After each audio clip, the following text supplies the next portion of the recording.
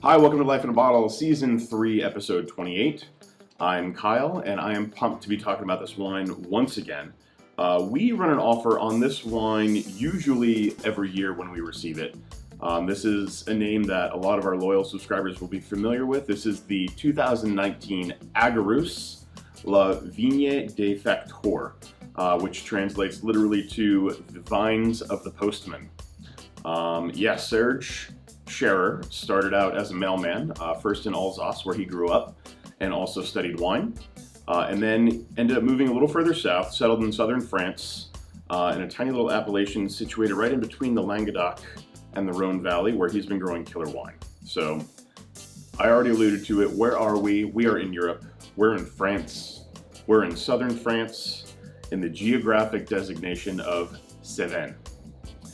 So as you can imagine, between the Languedoc and the Southern Rhone, the grapes grown there are very similar. So you're going to see Grenache, Cinsault, Syrah, things along that line, and that's exactly what we got here. We'll get to those specifics in a minute. First, a little bit more about Serge. He started out, as I mentioned, as a mailman, but he was always obsessed with wine.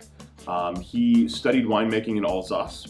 He settled in southern France, and he's been absolutely crushing it with this cuvée in particular. The vineyards that Serge found for this wine are pretty remarkable. When he moved south, he found 5 hectares, so just over a couple acres, of super old, neglected vines. And when I say super old, the youngest vines are 30 years old, and they go up to 80 years. So they have been around forever. Super sandy soils in these vineyards.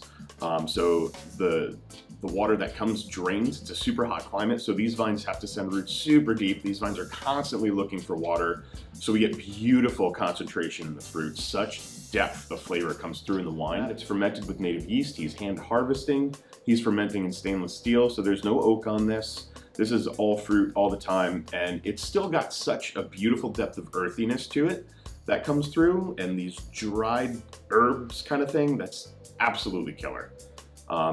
Packs an awful lot of soul into this bottle of wine. I should mention, production is certified organic. The vineyards are both certified organic. To get into the glass, the fruit on this is absolutely insane. It's so concentrated and bright. You get beautiful bright red and blackberry, raspberry, blackberries, maybe a little bit of red plum, some blackcurranty, kind of super dark fruit to it. The earthiness on the nose, again, is just backed up by that dried woody herbs, that kind of stemmy rosemary thyme kind of flavor, that garrigue kind of aroma, as Cody would refer to it.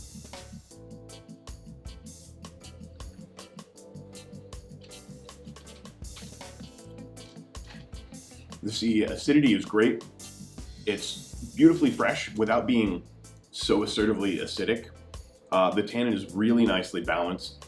It's just there. It's not a high tannin wine, solidly medium, but it's got a little bit of a chewy finish. It's a killer bottle of wine. What would I pair this with? I think we got this just in time to catch peak barbecue season, and I think that's probably the first place my head goes with this. Not necessarily barbecue, but grilling. If you're gonna do a steak, a burger, pork tenderloin, some grilled veggies, anything like that, I think this would be killer. In my head, this is a great steak wine. If you're pulling a New York strip off the grill, this is gonna sing right alongside it for sure. I don't think I missed anything. The one thing I did miss is the blend. So we're looking at just under half, 45% Grenache, 20% each Syrah and Carignan, and then just a pinch, about 5%-ish of Cinsault. So super classic Southern French blend, but the soul, again, that comes through and the complexity is just absolutely killer. And this is a cork I'm excited to pull every year. So Serge, you're crushing it, and I hope y'all enjoy. Let us know what you think.